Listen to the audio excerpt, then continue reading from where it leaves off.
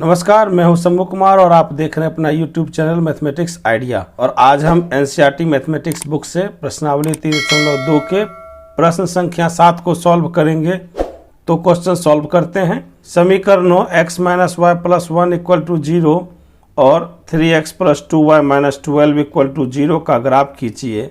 x अक्ष और इन रेखाओं से बने त्रिभुज के शीर्षों के निर्देशांक ज्ञात कीजिए और त्रिभुजाकार पटल को छायांकित कीजिए। सबसे पहले दोनों समीकरणों के भुज और कोटि से संबंधित दो बिंदु ज्ञात करेंगे, फिर हम लोग ग्राफ खींचेंगे। उत्तर x - y + 1 = 0 को हम लोग समीकरण 1 मान लेते हैं और 3x + 2y - 12 = 0 को हम लोग समीकरण 2 मान लेते हैं। समीकरण 1 में -y और +1 को हम लोग दाहिनी तरफ ले जाते हैं, तो x = -y दाहिनी तरफ जाएगा तो प्लस हो जाएगा और +1 -1 हो जाएगा। इस प्रकार x = y - 1 प्राप्त होता है। अब हम लोग भुज और कोटि से संबंधित बॉक्स का निर्माण करते हैं और उसमें x और y का मान लिखेंगे।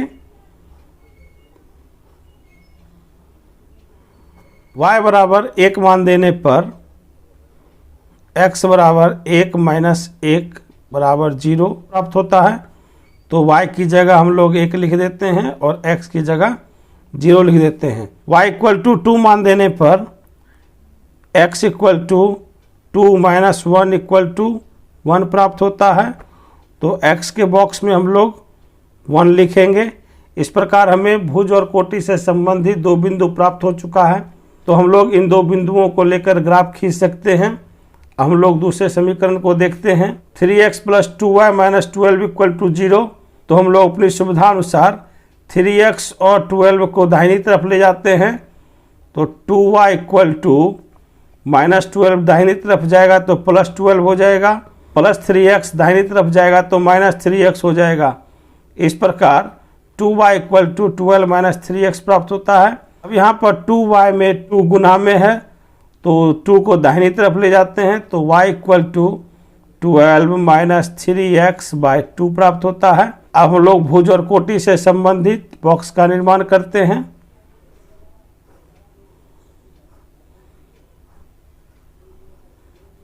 x बराबर 0 मान लेने पर y बराबर 12 - 3 × 0/2 3 × 0 = 0 हो जाएगा। इस प्रकार 12 - 0/2 = 12/2 = 6 प्राप्त होता है।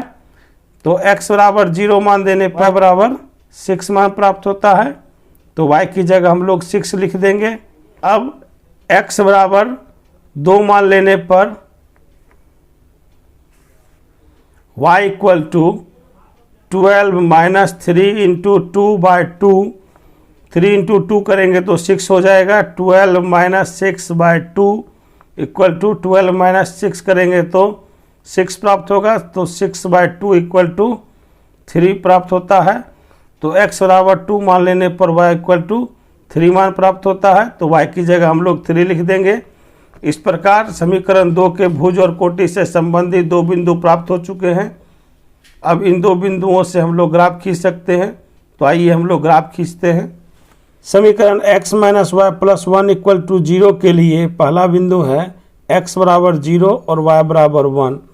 तो x अक्ष पर 0 से y अक्ष पर 1 की तरफ हम लोग चलते हैं, तो इस प्रकार हमें एक बिंदु प्राप्त होता है जिसमें x बराबर 0 और y बराबर 1 प्राप्त होता है। अब हम लोग दूसरा बिंदु देखते हैं जिसमें x बराबर 1 और y बराबर 2 है। तो x अक्ष पर 1 से हम लोग y अक्ष की तरफ 2 तक चलते हैं, तो इस प्रकार हमें दूसरा बिंदु प्राप्त होता है जिसमें x बराबर 1 और y बराबर 2 प्राप्त होता है। अब हम लोग ग्राफ खींचते हैं।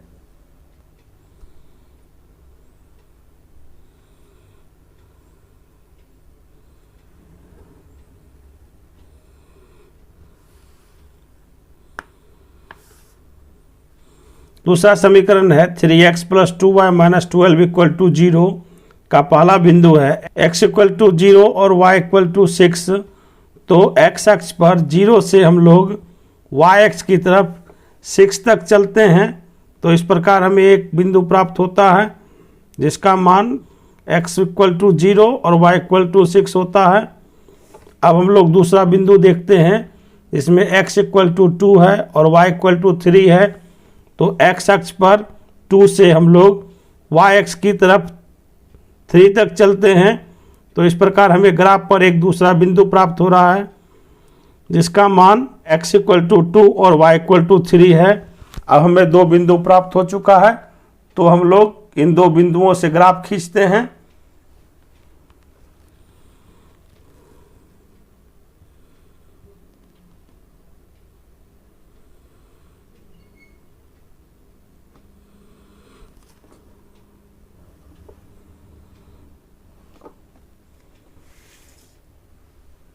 इस ग्राफ को हम लोग C और D बिंदु से इंगित करते हैं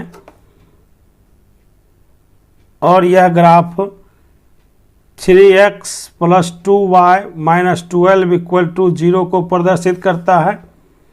तो प्रश्न से हम लोग देखते हैं।